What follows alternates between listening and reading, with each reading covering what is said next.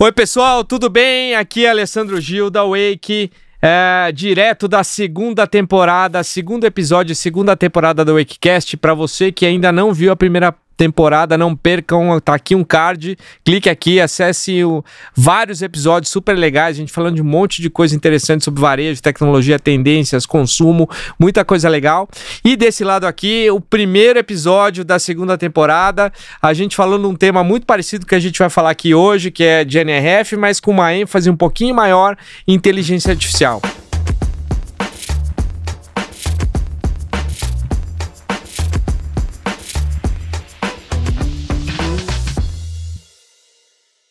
Hoje eu tô aqui com um super parceiro, Renato Larrude, que é superintendente do PagBank. A gente vai falar sobre tudo que a gente viu na NRF, as coisas que a gente gostou, as coisas que a gente não gostou, tendências e o que a gente acha que deve acontecer aqui no Brasil nos próximos meses. Renato, obrigado por estar aqui. Se apresenta um pouquinho mais, fala um pouquinho da PagBank e vamos tocar esse papo aqui. Legal, obrigado ali pelo convite, super prazer de estar aqui, depois da nossa experiência lá na NRF. Bom pessoal, prazer, obrigado a todo mundo que está aí acompanhando. Eu sou o Renato Larrude, eu sou responsável lá no PagBank por toda a estrutura de web que a gente tem aqui no Brasil, além das parcerias também que a gente tem, junto com a Wake, um grande parceiro nosso aqui com uma plataforma, e também algumas outras áreas que estão relacionadas ao mundo físico também, que eu acabo cuidando lá com o time. O PagBank hoje, então, a gente está super bem posicionado nesse universo do e-commerce. A gente, além do banco digital, também uma adquirência super forte aí no mercado. Estamos vindo aí com bastante soluções, produtos inovadores, trabalhando muito forte nesse ecossistema todo, não só do mundo da adquirência, do mundo físico, do mundo digital, mas também trazendo toda essa solução de banking que a gente tem dentro de casa para poder criar esse ecossistema para os nossos clientes e parceiros, de forma que a gente possa impulsionar aí os negócios de todos os nossos parceiros. O grande objetivo que a gente tem no final do dia é poder facilitar a jornada financeira dos nossos consumidores e, obviamente, proporcionar o crescimento exponencial aí para todos os nossos clientes e parceiros. Boa. Bom, primeiro a gente saiu no lucro, né? Tava frio pra caramba, nem eu nem você voltamos nem com Covid, nem com influenza, tá tudo certo. Tudo né? bem, graças a Deus. Tudo direitinho. E eu queria começar um tema que assim, para mim é uma das grandes tônicas que eu vi na NRF, que é como as marcas estão se conectando, estão buscando cada vez mais se conectar com seus consumidores, né? Eu costumo dizer que os produtos estão cada vez mais pasteurizados, né? Falei isso no último episódio, inclusive. A diferença de qualidade da TV da marca A para a marca B está cada vez mais próxima. A camisa da marca A com a camisa da marca B está cada vez mais próxima à qualidade. O que faz a diferença é como é que uma marca conversa com aquele consumidor, né? E uma das coisas que eu percebi as marcas que estão evoluindo, crescendo, criando mais conexão, elas estão entendendo que os seus consumidores formam microcomunidades, né? Como é que você enxerga essa tendência desses consumidores, dessas comunidades interagindo porque assim, no fim do dia, a interação é uma via de mão dupla, né? Então como é que essa interação, essa conversa em duas vias tem acontecido com as marcas? Legal, boa. Eu tenho a mesma percepção que você. Para mim também os produtos cada vez mais estão comoditizados, vamos dizer assim, sempre obviamente prezando pela alta qualidade e excelência do serviço, quando a gente fala de serviço também, e cada vez mais essa experiência junto ao consumidor, seja na criação de comunidades digitais, na personalização, na individualização da experiência do consumidor, é o que realmente está fazendo a diferença no varejo, para que o varejo gere mais lealdade, fidelidade para os consumidores. A gente viu muito isso lá na NRF, foi um dos grandes temas realmente desse ano da NRF, dessa questão da personalização e individualização, e a gente vê experiências e exemplos muito legais quando a gente fala dessa questão de construção de comunidade.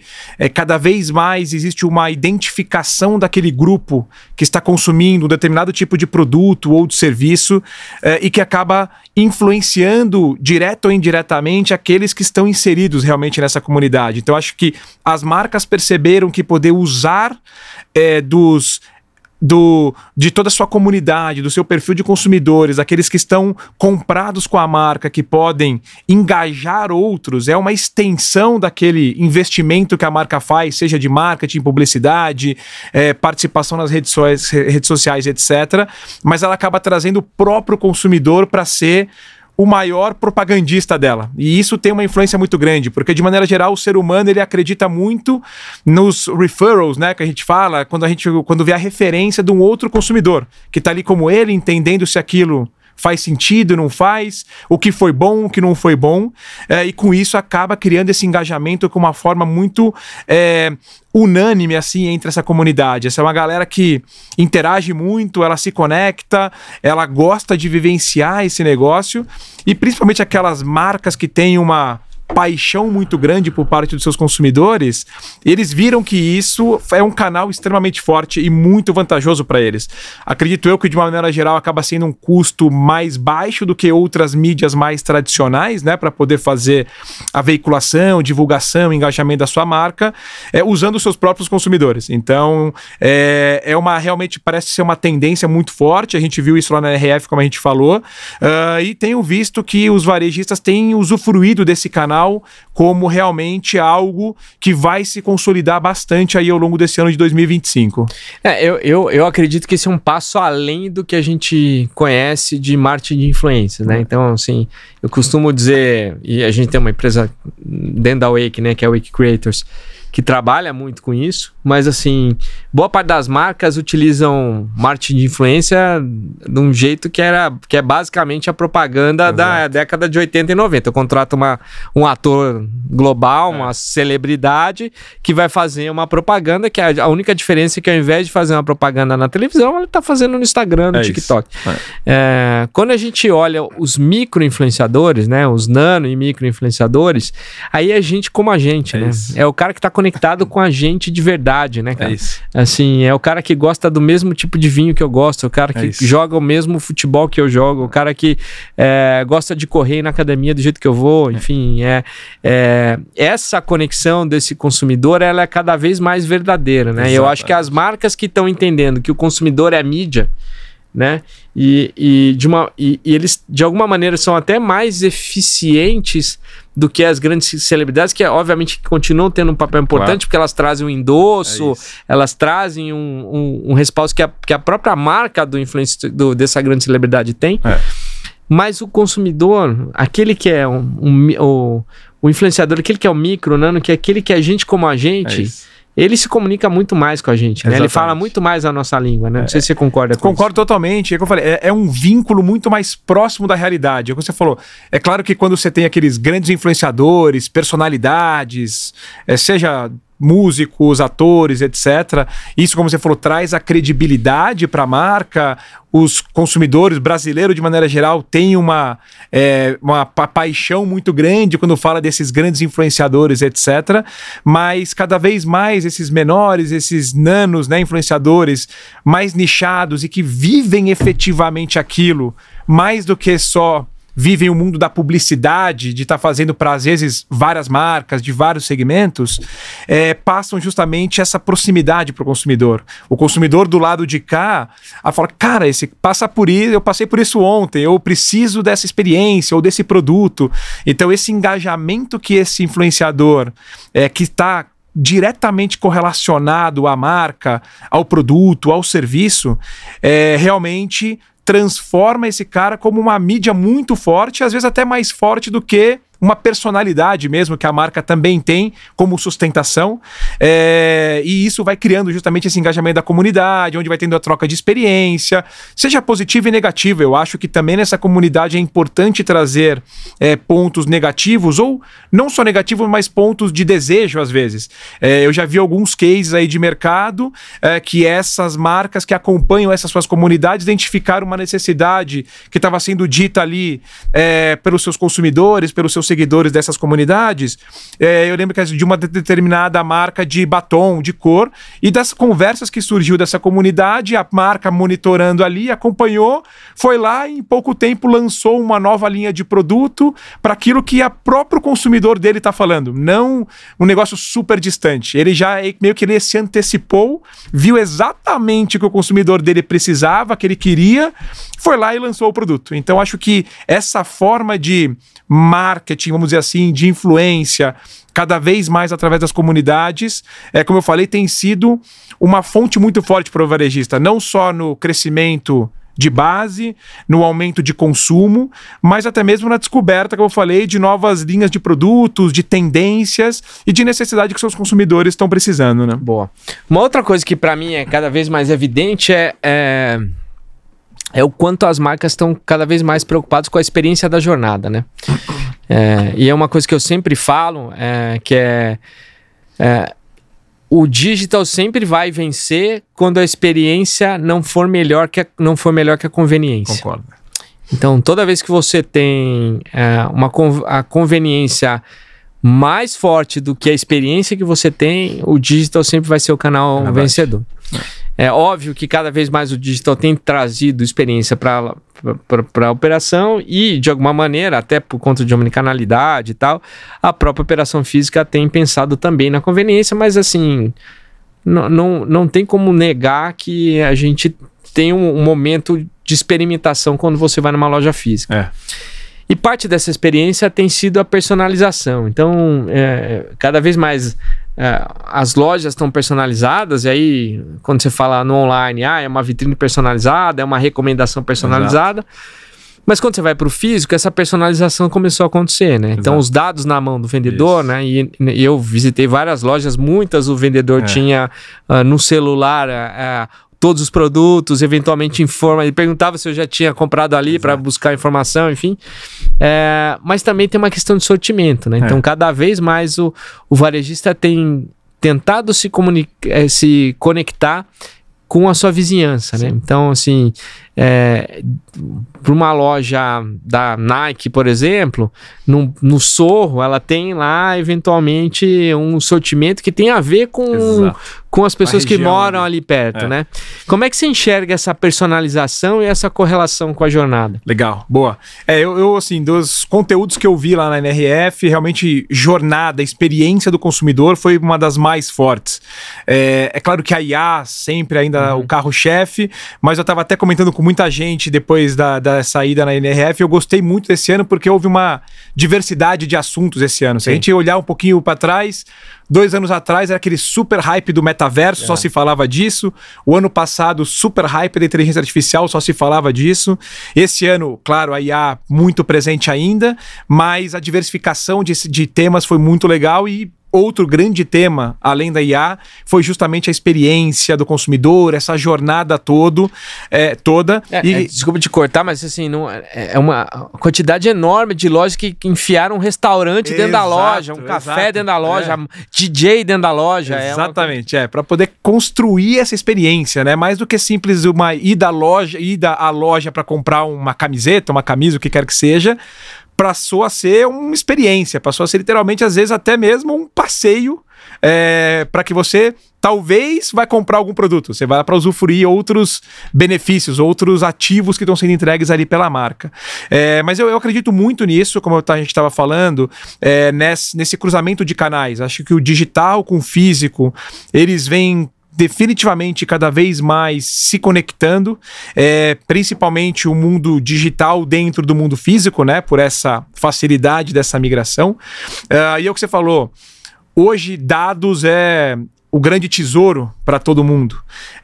E cada vez mais os varejistas têm entendido e percebido que com dados na mão, seja porque você comprou no e-commerce e agora está aqui na loja, e como você falou também, a maioria das lojas que eu visitei também lá em Nova York, os vendedores têm ali um smartphone na mão, um tablet, justamente para tentar identificar se você, consumidor, já é um cliente fiel da marca, para poder conhecer quem é o Ale Gil, o Renato que está entrando ali na loja, para poder proporcionar essa experiência individualizada tem gerado um buzz muito legal, um ruído muito bom, positivo, porque o consumidor, muitas vezes, às vezes não tem nem tempo para poder ficar muito tempo lá na loja. Hoje o mundo maluco que todo mundo vive, a nossa vida super agitada, às vezes ele quer entrar na loja, ser muito bem atendido, mas acima de tudo, ter visibilidade daquilo que efetivamente faz sentido para ele. Então eu acho que essa experiência de poder usar os dados para poder criar melhor experiência, a personalização, a individualização do atendimento, entender um comportamento de compra do consumidor, trazer o mundo digital para dentro do mundo físico, faz com que o consumidor, não importa onde ele esteja, se no sofá da sua casa comprando na loja ou na própria loja ali, ele tenha praticamente a mesma experiência ou a mesma jornada de compra e principalmente de oferta de produtos que estão muito relacionados à necessidade que ele tem. Então, acho que isso vem se fortalecendo. Isso, de novo, acho que uma grande tendência do varejo para esse ano de 2025 vai ser fundada na experiência, na diversificação. De novo, a gente voltando aqui no começo, cada vez mais os produtos sendo commodities muito bem nivelados ali no sentido de qualidade, etc., o que vai proporcionar realmente o consumidor ter mais lealdade, fidelidade, mais identificação com aquela marca, é justamente como a marca está entendendo cada indivíduo como um único indivíduo. Sim. Não como um mar de clientes que entra aqui na loja para comprar uma roupa, etc. Isso vai fazer com que o consumidor fala, cara, eu quero ir lá, porque lá eu sou bem atendido, lá o vendedor sabe o que eu gosto, o que eu não gosto, lá ele sabe o que eu comprei pela última vez para não me oferecer o mesmo produto que eu comprei semana passada, porque ele já viu, e isso vai fazer com que esse engajamento se torne cada vez mais forte e frequente, né? Isso que você comentou, a gente gosta de buzzwords, né? A palavrinha para isso é Unified Commerce, né? Que eu tenho a visão do consumidor e não importa qual canal ele esteja. E para isso acontecer, um passo antes, a omnicanalidade também tem que acontecer de uma maneira super eficiente, né? O canal, você tem que estar todos os estoques conectados, a venda tem que acontecer de uma maneira fluida, né? Uma experiência tem que ser seamless, né? Que é uma outra palavrinha que todo mundo gosta de falar, que mas basicamente a gente não pode ter fricção e você tem que ter a percepção que você está comprando na mesma marca, seja online, seja offline, né? Exato. E aí, assim, eu vi bastante gente fazendo muito bem lá. Um ou outro varejista deu uma visitada, ainda tinha ainda estava meio tropeçando um pouquinho na omnicanalidade, mas eu, de fato, vi a execução omnichannel nos Estados Unidos muito bem feita, né? Como é que se enxerga isso, assim, essa correlação com o Brasil? Legal. Né? Em que pé a gente está e o que você acha que os varejistas brasileiros têm que evoluir ou onde eles têm que evoluir para que a gente consiga ter uma experiência mais fluida ou a melhor experiência possível para o consumidor? Legal, bom ponto. Eu também tive a mesma percepção de que eu vi na prática isso acontecendo, essa conexão dos canais lá em Nova York, isso muito presente. No Brasil, particularmente, eu ainda vejo menos incidência disso aqui no Brasil. Acho que nas marcas ainda acaba não tendo muita conexão entre os mundos físico e online. Eu acho que no Brasil, obviamente, a gente tem um grande problema de logística, até pela dimensão que a gente tem no país, né? Obviamente, por dimensões proporcionais aí a um continente. Então, é muito difícil essa conexão de toda a questão de logística, os CDs de distribuição e etc. Então, eu acho que tem um tema aqui de amadurecimento ainda por parte do varejo para poder arrumar toda essa cadeia antes de efetivamente entrar no hype, só por entrar no hype para falar, eu agora tenho o Omnichannel, agora eu tô todo conectado e etc. Porque ofertar isso sem estar muito bem estruturado, para mim pode ser um tiro no pé. Sim. Porque uma experiência ruim para o consumidor, ele vai não só repensar a experiência física dele, falando do mundo físico, mas como ele vai remeter também ao digital e falar, putz, essa marca pisou na bola comigo. Sim. E para mim impacta todo o ecossistema daquela marca e não só o mundo físico. Então, eu acho que as marcas ainda têm que amadurecer um pouquinho mais, estruturar muito bem esses sistemas para ter essa correlação, estoques centralizados, utilizando até mesmo meios de pagamento ou as ferramentas de pagamento que eles têm para poder também ter esse sincronismo entre os canais, para que ele consiga identificar através dos dados que nós como serviços de pagamento oferecemos para todos os nossos clientes através das informações dos dados de cada transação que é realizada, para que ele use isso a favor disso e não simplesmente para falar que tem e, de novo, correndo o risco de poder proporcionar uma experiência ruim para os seus clientes. Então, ainda vejo uma necessidade de uma maturidade um pouco maior do varejo aqui no Brasil. Para mim, passa por esses pontos principalmente.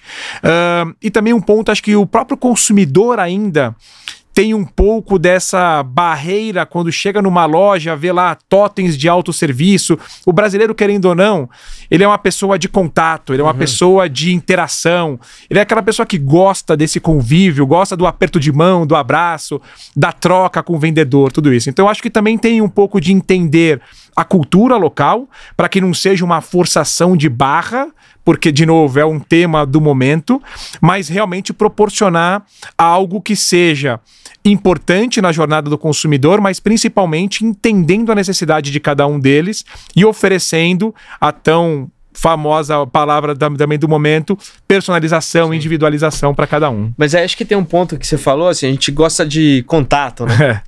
E aí volta naquele primeiro tema que eu falei, que é a conveniência versus a experiência, né?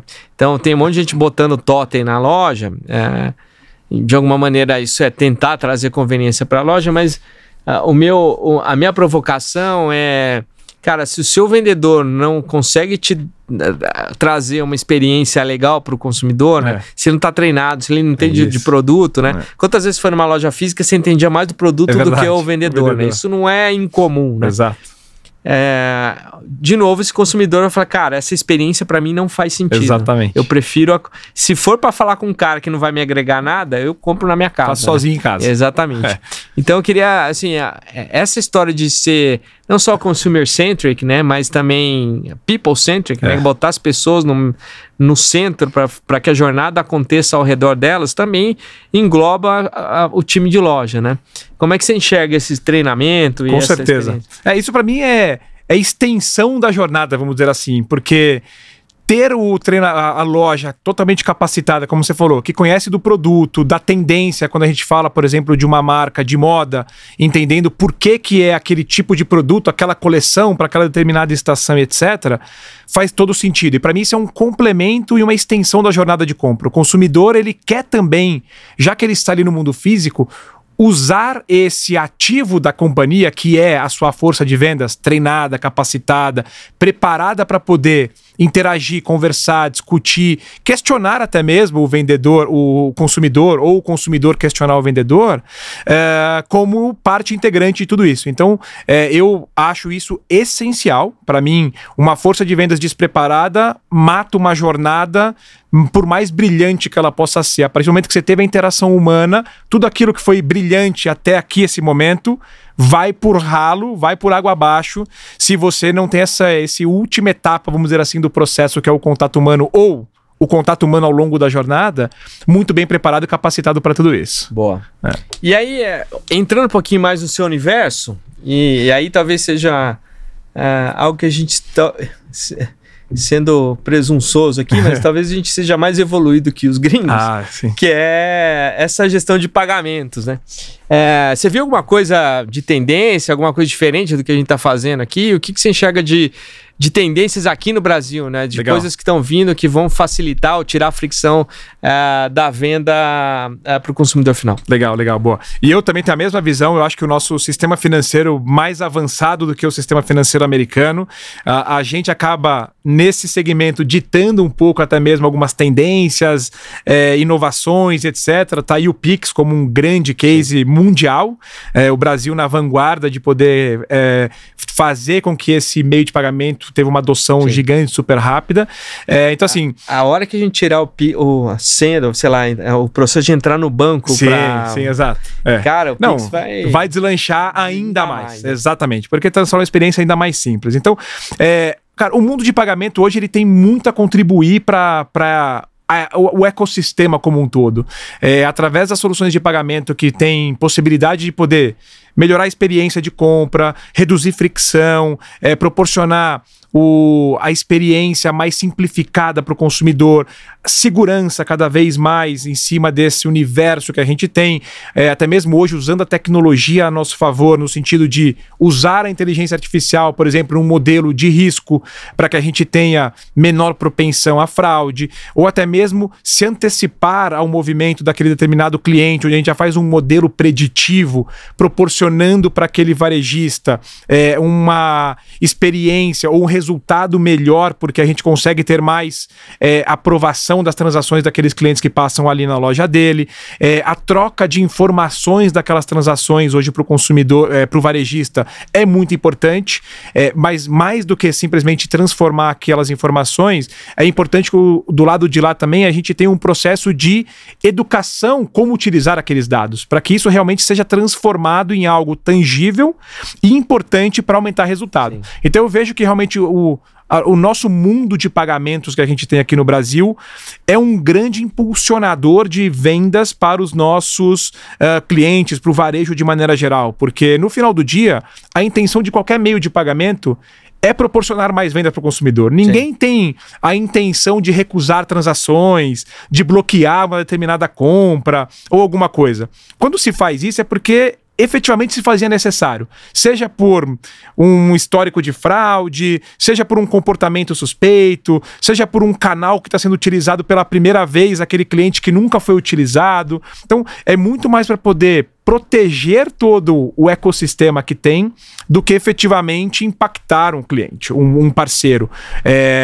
No final da conta, o meio de pagamento está aqui para isso. Então, eu vejo de verdade que a gente está muito bem posicionado no mercado, o sistema de pagamento evoluindo muito bem, como a gente falou, vem o pagamento instantâneo, que é o Pix, e cada vez mais o Banco Central trabalhando em funcionalidades que vem aí pela frente para poder reduzir fricção, aumentar a conversão, melhorar a experiência, e isso vai fazer de novo que o impacto no varejo seja super positivo. Sim. É mais venda, mais conversão, melhor experiência de compra, proporcionando uma interação muito melhor do consumidor com o cliente, porque, cara, o pagamento ele é parte do processo. Sim. Porque também, quando você escolhe o seu produto, você experimenta, seleciona ele, chega no carrinho lá para pagar, pode ser uma baita frustração se não funcionar, seja porque o pagamento foi reprovado, seja porque a experiência é muito ruim. Então isso todo mundo tem que entender que isso é uma extensão do processo. O pagamento não é só porque é obrigatório ter para poder concluir efetivamente a compra. O pagamento ele é parte do processo de jornada. Total. Essa semana não, ontem fui comprar Não vou entregar o que mas eu fui comprar um negócio para minha filha e ela queria especificamente de uma marca e por um acaso essa marca era de um amigo meu, assim, tem um amigo meu que trabalha lá. Sim. Não é da nossa plataforma, então eu tô bem tranquilo em falar isso. Mas, cara, o que eu sofri pra fechar esse pedido, amigo, cara, o que eu sofri, eu não conseguia, porque, cara, aí não entregava em lugar nenhum o item. Tive que retirar na loja, fazer pra retirar na loja, mas não achava a loja pra retirar. Esse cara, aí eu dava pra concluir o pedido, voltava o carrinho. Cara, aí eu fiquei filmando, né? Eu falei, cara, eu não tô tentando te vender uma plataforma, mas, cara, você precisa arrumar esse negócio aqui, porque você tá perdendo venda pra caramba. É que eu quero muito comprar, porque a minha filha vai ficar muito feliz, mas senão... Exato, e a maioria desiste da compra. Exatamente. Eu que sou amigo e que tô querendo comprar, fiquei insistindo, mas o consumidor médio... De maneira geral, ele falou, cara, não deu, ele vai tentar uma, duas, na terceira vez ele desiste, seja daquela marca ou o produto, ele vai para outro lugar ou vai desistir da compra efetivamente. Então, por isso também da importância do varejo, né, de todos os clientes de maneira geral, entenderem que ter um parceiro de pagamentos robusto, que entregue solução, estável, que tem todas as credibilidades para poder ser parte dessa experiência é muito importante. Porque senão, como eu falei, toda a experiência que foi criada, todo investimento, seja no mundo físico, como a gente falou lá, com café, com chocolate, com DJ, com tudo. E na hora que você vai pagar, que é efetivamente o super momento, que é onde você efetivamente vai ter o produto para você, não dá certo, é uma frustração geral. Não, e aí é que você puxou um gancho que eu queria, que assim, é um pouco do que a gente já tinha falado, né? Tem um monte de loja com um monte de serviço, né? Então você tá cada vez mais trazendo experiência. Então você sei lá, na Louis Vuitton tem um restaurante, na Tiffany tem um café, uma baita de um café, né? Na Louis Vuitton é uma baita de um restaurante, exato, né? Você vai numa Sephora, tem um monte de... Ou numa Ulta, por exemplo, tem um monte de gente dando aula de maquiagem, exato, né? Então você traz serviço para a utilização do produto, né? Você vai na American Girl, que é uma loja de bonecas aí, para quem não conhece...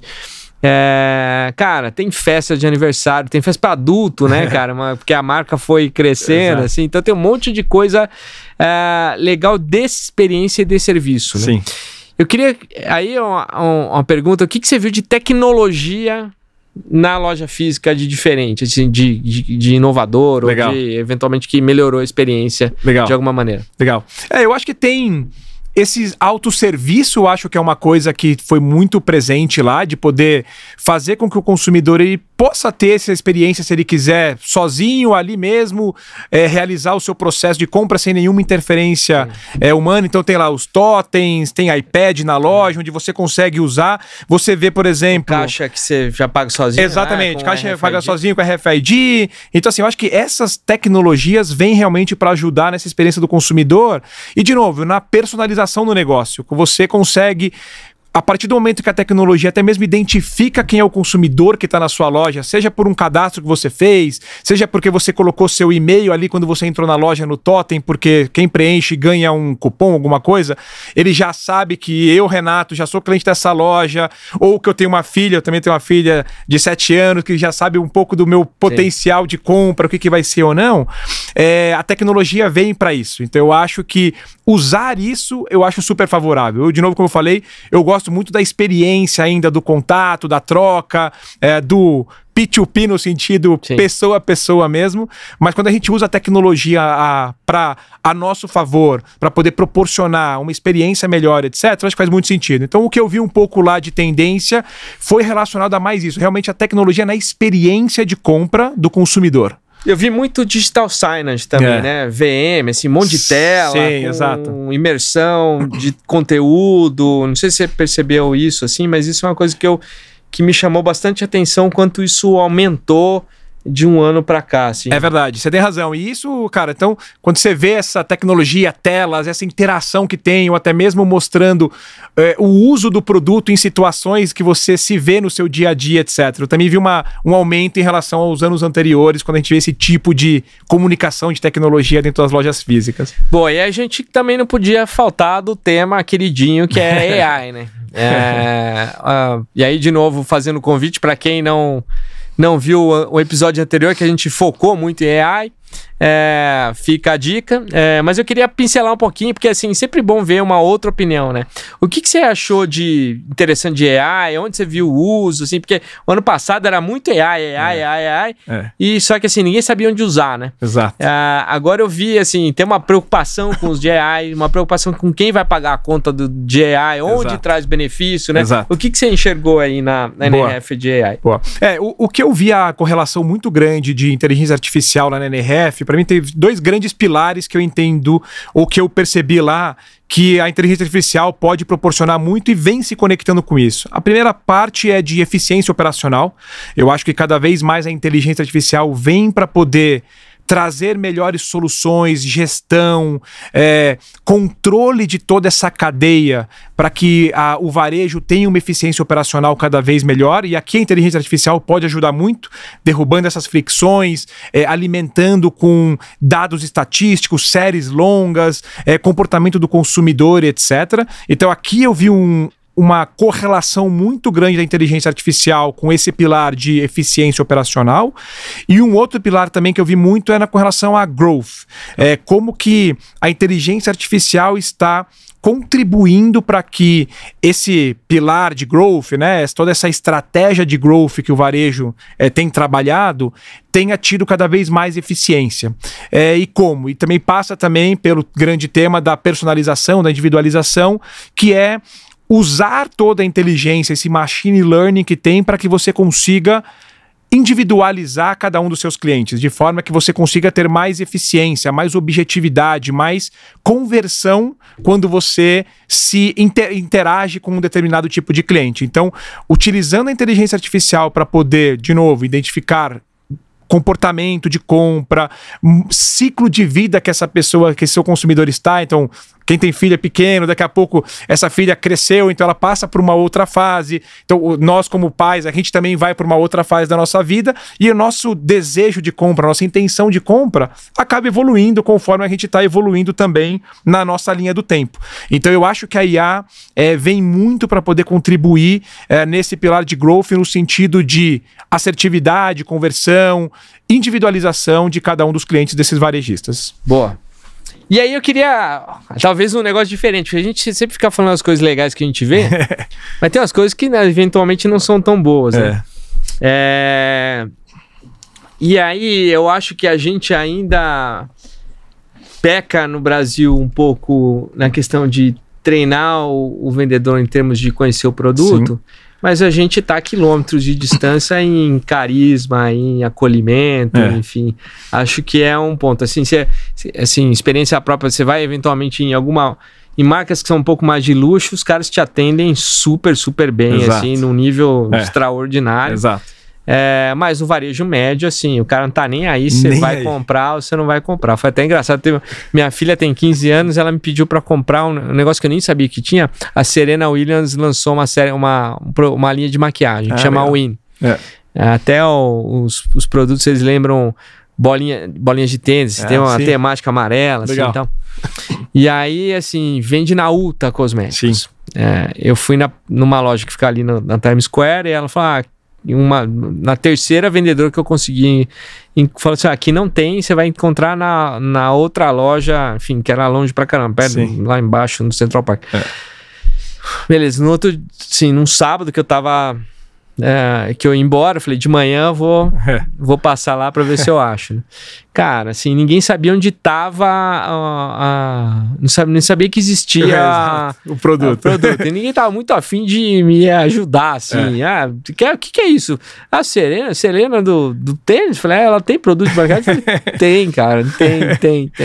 Aí uma das vendedoras falou, não, tá ali, ó, tá num cornerzinho lá, eu fui lá, achei e acabei comprando. Legal.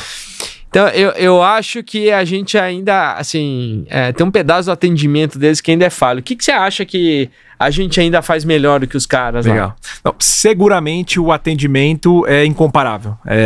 E por diversas vezes, nas minhas idas aos Estados Unidos, as minhas experiências de maneira geral no varejo médio, como você falou, restaurantes... Não, restaurante nem se fala. É cada vez pior a experiência, com todo respeito, tudo aqui, mas eu sinto que é como se fosse, cara, qualquer pessoa que entra ali é literalmente mais um, entra, faz o que você tem que fazer e vai embora, literalmente. Eles acabam muitas vezes nem vendo o consumidor que entrou na loja ou não, fazem questão de não se aproximar, de não interagir, etc. Então, para mim, seguramente, o atendimento que a gente tem no sentido de carisma, atenção, respeito ao consumidor, a gente está muito à frente do mercado americano, na minha opinião. Quando a gente fala de qualificação de mão de obra, no sentido de capacitação sobre o produto, sobre o serviço que está sendo oferecido, aqui eu vejo uma coisa um pouco mais próxima, de repente até um pouco mais à frente, o mercado americano. As poucas interações que acaba tendo, por exemplo, a Best Buy é uma loja de eletrônicos que, querendo ou não, se acaba tendo um pouco mais de interação. E quando você tem, são vendedores capacitados, são vendedores que sabem o que estão oferecendo, são vendedores que entendem a sua necessidade, que pode ser que aquele produto que você foi procurar, um determinado modelo de celular, hipoteticamente, para a sua necessidade, talvez tenha um outro modelo que te atenda melhor para aquilo que você deseja. Então, eu acho que nesse sentido, eu entendo que talvez o mercado americano está um pouquinho à frente do nosso. Mas, de maneira geral, atendimento brasileiro eu prefiro 1000 vezes em relação ao atendimento americano.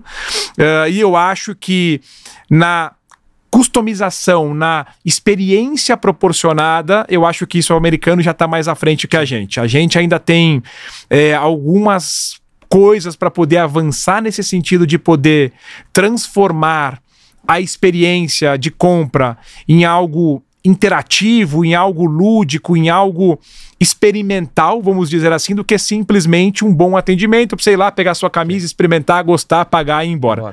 Então eu vejo um pouquinho dessas comparações. Boa. Exatamente. Bom, parece que não, mas o papo correu super bem, a gente já tá chegando no fim. Eu queria emendar a nossa última pergunta aqui. Cara, nem parece que a gente já falou mais de 40 minutos aqui, cara.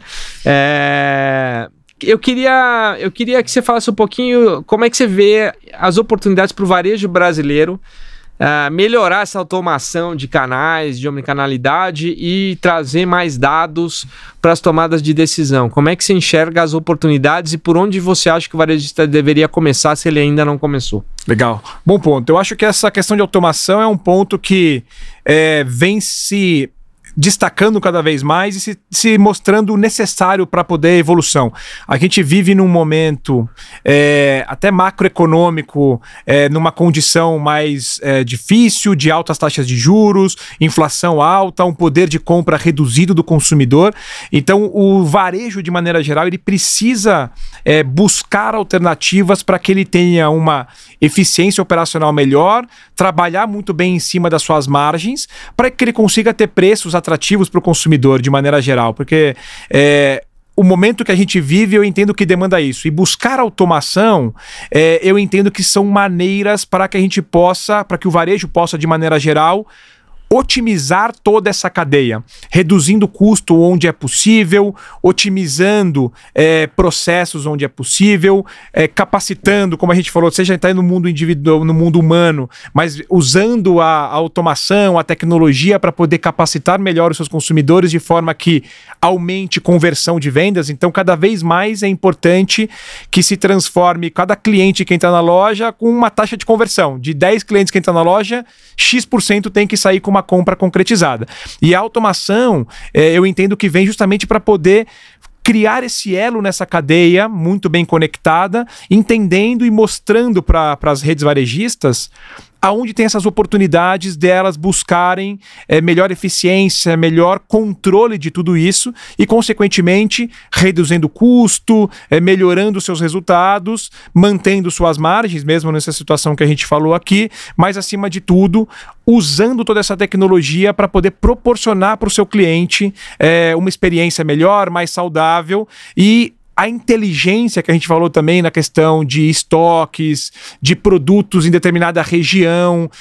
Cara, cada vez mais as lojas têm que buscar ser eficiente no sentido de, eu estou localizada numa região que tem uma alta demanda pela linha de produto X. Cara, então a loja tem que estar coberta, tem que estar alimentada desse tipo de produto. Quando ela vê que ela tem uma outra loja em outra região, que aquela mesma linha de produto não tem muita relevância e aderência. Por que ele vai deixar estocado ali? Sim. É custo de estoque, é produto parado, sim, é custo de logística, porque depois tem que tirar dessa loja para jogar para outra que tem mais incidência, etc.